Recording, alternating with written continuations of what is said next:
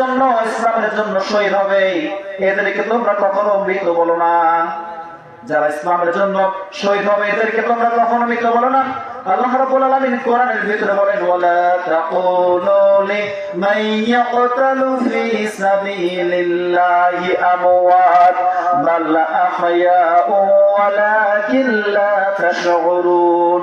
And say not of those who are shine in the way of Allah, they are dead, nay they are living. আল্লাহ রাব্বুল আলামিন বলেন যারা দ্বীনের জন্য ইসলামের জন্য বুকের পাথর ঢেলে দিয়েছে তোমরা তাদেরকে কখনো মৃত বলো না, বরং তারা কবর জীবিত। আল্লাহ রাব্বুল আলামিন তাদেরকে রিজিক দেয়। সুবহানাল্লাহ বলেন। মরতেই হবে যখন শহীদি মরণ দিও আমাকে, মরতেই হবে যখন শহীদি মরণ দিও আমাকে।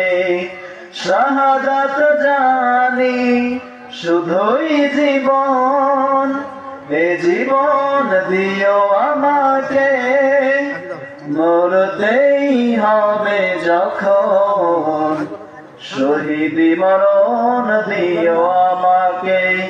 তাহলে নিজেদের স্বার্থ দিয়ে জান মাল দিয়ে আল্লাহর জন্য আমরা